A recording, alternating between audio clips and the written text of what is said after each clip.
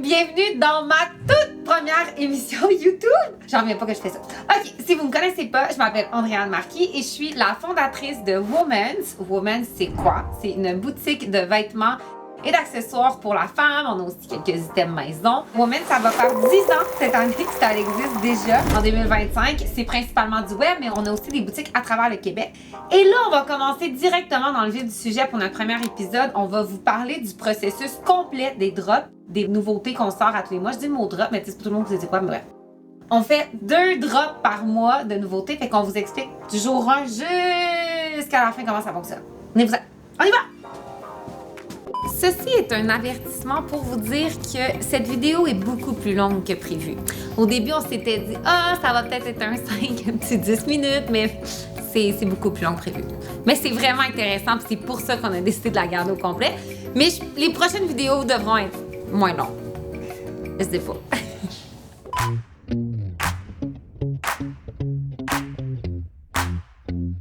OK, fait qu'à 12 mois du drop, qu'est-ce qu'on fait? C'est cette petite rencontre-là avec Marie-Pierre, qui est notre directrice artistique. Puis, dans le fond, ce que ça fait, c'est que ça fait tout ce qui est dans les vêtements. Tout ce qu'on crée, du début jusqu'à la fin. De l'idée des collections, les différents types de vêtements. Là, je dis, Marie, mais il y a une équipe, là. Fait pas ça, ouais. Non, je sais pas. Ça. Mais puis ça se rend vraiment jusqu'au shoot photo que vous voyez. Et Alexis, qui est notre directrice marketing. Et Marie nous présente, dans le fond, l'univers de ce qu'on va faire, de ce qui va être dans ces mois-là. Là, on va vous présenter octobre parce qu'on est dans le mois d'octobre. Et bien sûr, elle fait beaucoup de travail en amont. Vous allez voir, là, c'est pas genre... il y a beaucoup de travail de fait. Fait que là, elle vient nous présenter ça. Puis la raison pour laquelle Alexis est là aussi, c'est vraiment pour qu'elle puisse l'avoir en tête avant le temps. Moi, c'est plus pour que je dise « Ah, OK, cool » ou Mais même quand je fais « souvent, ben Marie-Pierre, ils le font pareil. Puis quand il arrive le moment que ça sort, ben, il avait raison, puis pas moi. Il faut dire aussi, nous, on est comme 1 an d'avance. Tu sais, nous, en parlant des achats, on est 1 an d'avance, mais dans notre culture visuelle aussi, là, comment qu'on s'alimente. On sait déjà les couleurs qui vont être comme 1 an en avance et tout. Fait que c'est sûr que nous, on est rendu là. C'est ça. Moi, je suis pas là. Pas tout de suite. Déjà projeté. Oui, c'est ça. Exact.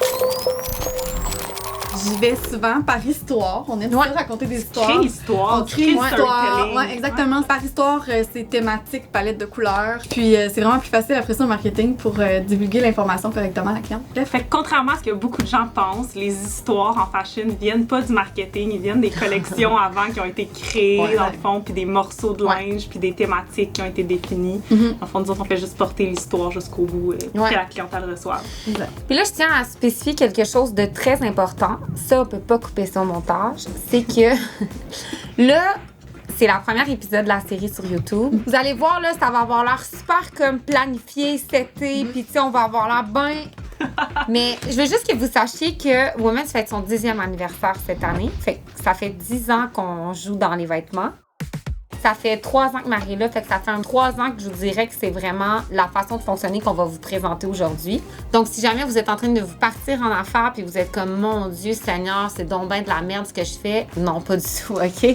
Sachez, là, je vous dis, ça nous a pris 7 ans à trouver une formule qui nous plaisait. C'est une formule qu'on challenge souvent, qu'on se demande si on fait différemment. Fait que je veux juste que vous ne regardiez pas cette vidéo-là et toutes les autres qui vont suivre avec un œil de ils savent donc ben. Non. OK? Il y a beaucoup de. Fait que c'est ça. Il y a beaucoup d'essais-erreurs. Je veux juste faire un disclaimer très important. Très bon OK, on y va. Qu'est-ce que tu nous as présenté il y a 1 an? Puisque là, on est comme en octobre, fait que il y a 1 an, l'année passée. 1 an et disons 1 mois, je vous ai présenté septembre. Aujourd'hui, je vous présente octobre, qui est, comme Andréane le disait tout à l'heure, on essaie de regrouper les thématiques sous 2 mois. Donc, septembre et octobre sont sous la même palette de couleurs, la même histoire. Fait que premier truc, c'est un peu le mood board de l'ambiance. C'est ça, c'est là où je vous raconte mon histoire, mon délire, là où tout prend vie, tous les vêtements, les palettes de couleurs et tout. Donc là, dans ce cas-ci, c'est vraiment inspiré de l'univers un peu de Bambi, donc la forêt mystérieuse, un peu sous la pluie, mais quelque chose de très cosy, très réconfortant. Fait que dans les matières, dans les couleurs que je vais vous présenter. C'est super le fun aussi parce que tu nous présentes un peu côté tendance de où ça vient, puis comment toi tu l'as interprété, puis où on le fait aller. Fait qu'on a déjà une idée dans 1 an, le marché va avoir l'air de quoi. Puis on sait déjà comment nous, on va se différencier aussi avec ce que tu nous présentes parce que tu as choisi un filon là-dedans. Donc, on se l'est comme approprié pour Women's aussi. Et dans ce cas-ci, c'est vraiment Il était une fois. Donc ça, j'y tenais. Ça disait tout et rien, ça laisse du mystère quand même, Il était une fois. Et puis par la suite, je montre la collection. En fait, c'est sous dessin technique.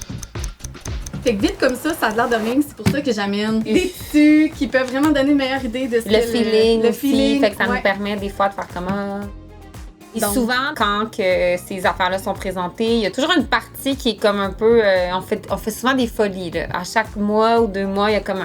Là, je sais c'est quoi l'item folie dans celui-là. C'est le magnifique manteau de cuir brun. Ouais, c'est ça. Ouais. Fait qu'il y a toujours un thème qui sort un petit peu du lot. Le dessin versus Le vrai. Ouais. C'est comme là, mettons, c'est ce dessin-là.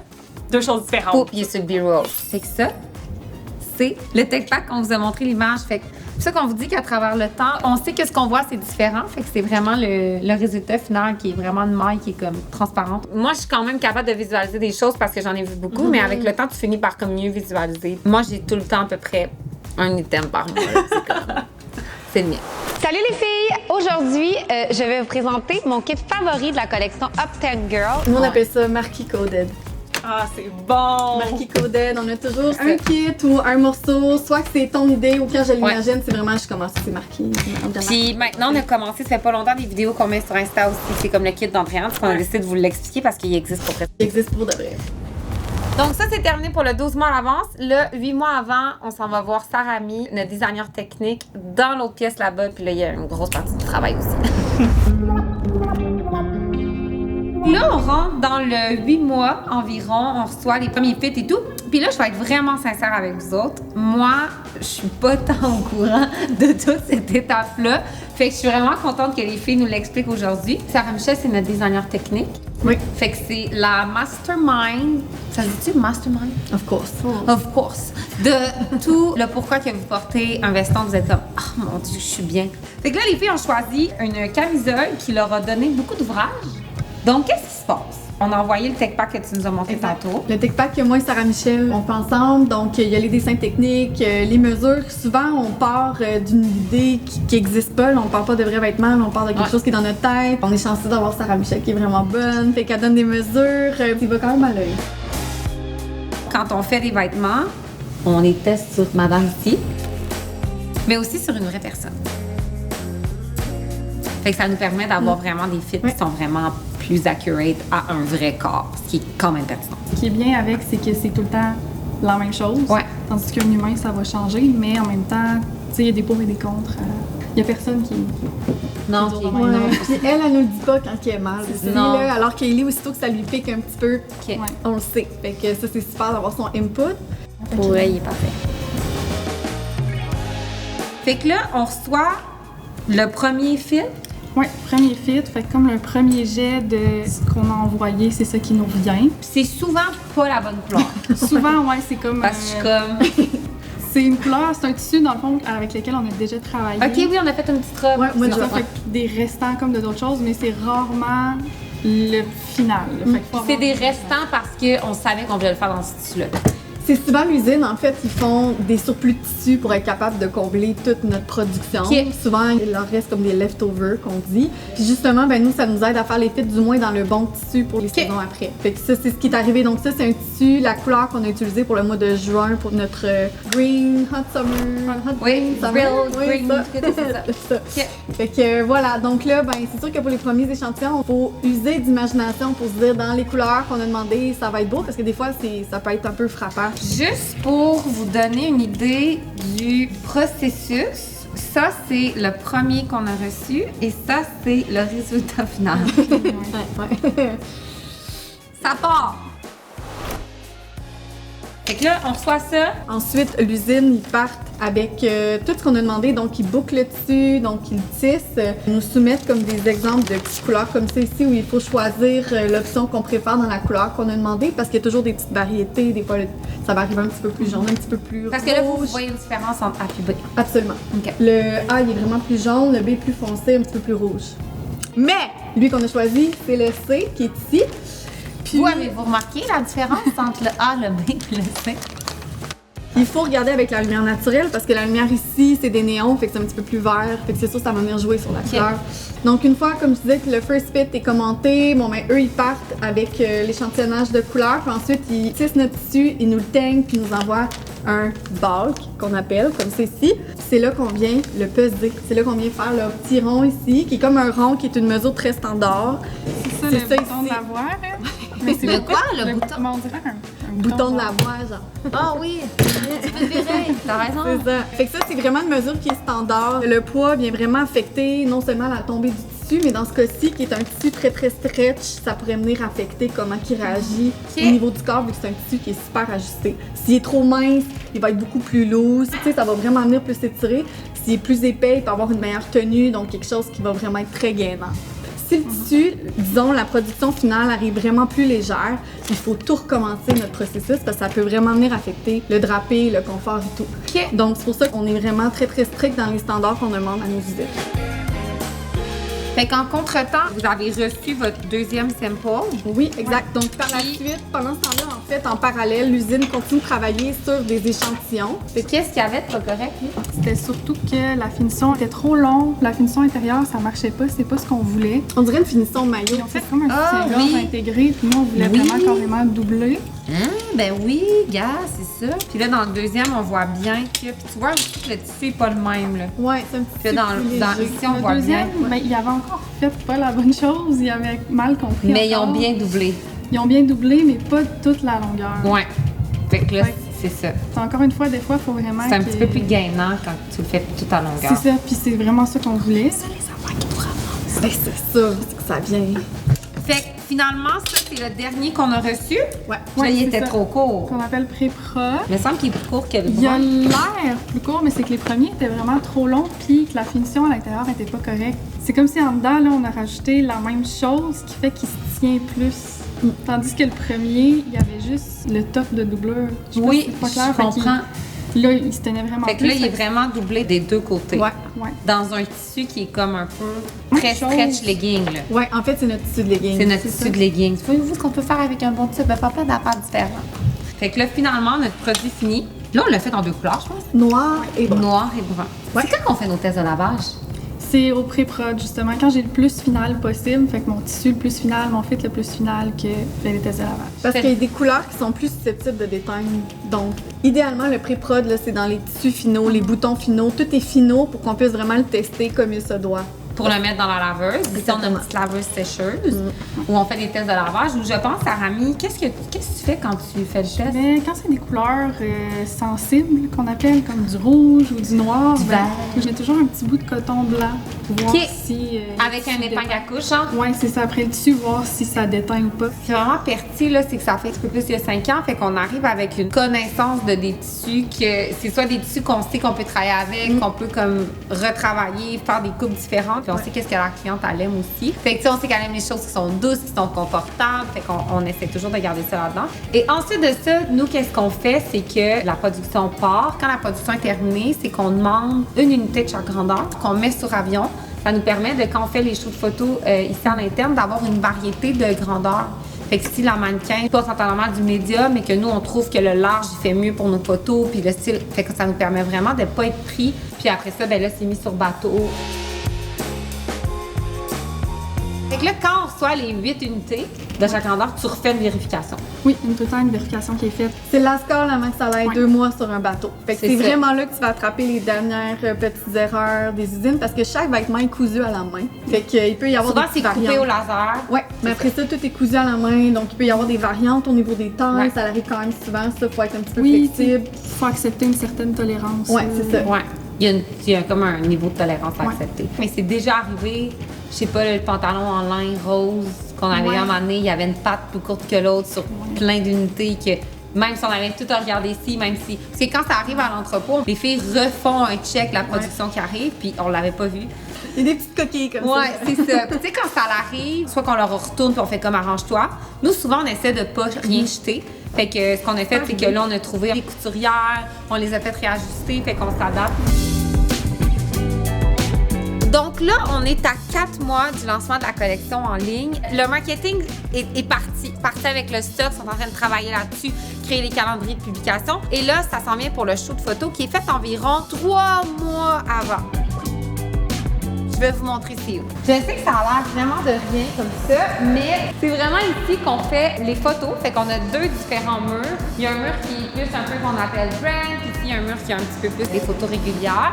Fait que ça a l'air un petit peu de rien ici. On va vous en reparler éventuellement, mais si tu veux montrer, ça c'est une de nos premières entrepôts qu'on a eu. Et là on a transformé en studio photo, mais je vais vous en reparler dans une autre vidéo plus tard. Hey, ça ici, ça va être la première fois qu'on fait ça. En temps normal, on fait des ventes de samples auprès des employés. Fait que ça, c'est des items qui ont des petits bris ou des pré-prod que finalement on garde pas. Fait qu'on les vend aux employés. D'habitude, on envoie tout à des organismes à but non lucratif. Et cette fois-ci, on a décidé de faire une tournée à travers les filles de leur donner. Fait que là, les filles du bureau vont pouvoir prendre des vêtements cette semaine gratuits qu'on va leur donner. Puis après ça, on va l'envoyer aux organismes. Fait que là, on va à l'entrepôt. Je vais vous montrer où les filles mettent d'habitude le stock. Ici, c'est ici qu'on fait les commandes. Fait que les nouveautés qu'on reçoit, comme la collection d'octobre, on met toujours le stock proche. Comme ça leur fait pas beaucoup de pas à faire pour venir chercher les commandes. Fait que c'est vraiment pertinent. Dans une autre vidéo, je vais tout vous montrer notre processus d'entrepôt, comment les filles font les commandes, etc. Mais bref, je vais vous montrer que c'est ici 2 mois avant qu'on reçoit le stock. Puis quand on reçoit le stock, on fait une vérification complète. On ne check pas tous les items, mais on regarde vraiment au moins quelques items de chaque grandeur qu'on déballe, qu'on regarde au complet. Après toutes ces étapes-là, c'est drôle parce que le jour J, le jour du drop, on aurait dit qu'il y a une grande partie de l'équipe qui est complètement rendue ailleurs. Dans le sens où comme tous les achats, eux autres, sont tellement rendus loin qu'ils pensent comme plus à cette collection-là. Après ça, le marketing, ben, c'est comme l'aboutissement, mais ils sont déjà en train de travailler ailleurs. Il y a vraiment les boutiques qui vont vraiment le sentir comme intense le avant parce que quand on met les nouveautés en ligne le mercredi, c'est toujours disponible le vendredi d'avant en boutique. C'est vraiment à partir des boutiques qu'on va savoir un peu si la drop a été populaire ou non parce qu'ils ont le stock complètement avant. Tu sais, ça arrive des fois qu'il y a des drops qui ne fonctionnent pas, que les clients aiment moins, ça peut vraiment arriver. Comme des fois, ben, il va y avoir des items dans les drops que la cliente a capote, puis là, on le sold out super rapidement. Puis des fois, ben, les filles sont vraiment déçues parce que ça sold out vite. Mais tu sais, souvent, on en fait des grandes quantités, mais ça peut arriver que la demande est vraiment plus grande que prévu. C'est des choses qui peuvent arriver qu'on ne contrôle pas vraiment. Puis là, ben, ça vous permet de comprendre le processus complet de notre création de vêtements. Fait que vous voyez que c'est pas possible pour nous de comme faire un repeat comme ça, puis genre dans 2 mois en avoir encore de nouveau. Fait que c'est pour ça qu'on a différentes nouveautés. Sinon, ben, c'est vraiment le jeudi matin que je vous dirais que les filles aux commandes sont en mode ils font plein de colis, ils préparent les factures et tout. Fait que ça, je vais vous en reparler aussi dans une autre vidéo. Tout ce processus-là quand on a justement des grosses drops puis le lendemain, comment ça se passe. En ayant un modèle d'affaires qui est très basé sur les drops, la raison pour laquelle on fonctionne comme ça, nous, c'est que ça nous permet de faire une rotation d'inventaire qui est quand même assez rapide. C'est un modèle d'affaires qu'on a choisi. C'est pas toutes les entreprises qui choisissent ça, comme vraiment pas.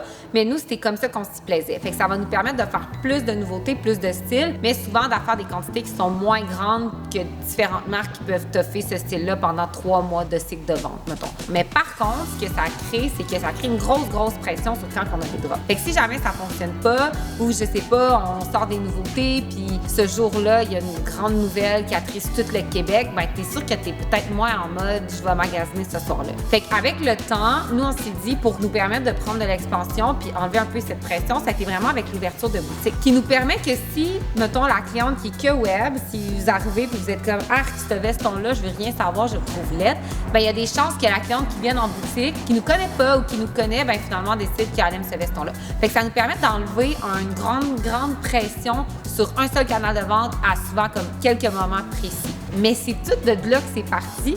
Sérieusement, depuis qu'on fait nos vêtements, c'est vraiment sur des modèles de drop. Fait que c'est juste de travailler à travers le temps, à travers les années pour comme que ça fonctionne bien.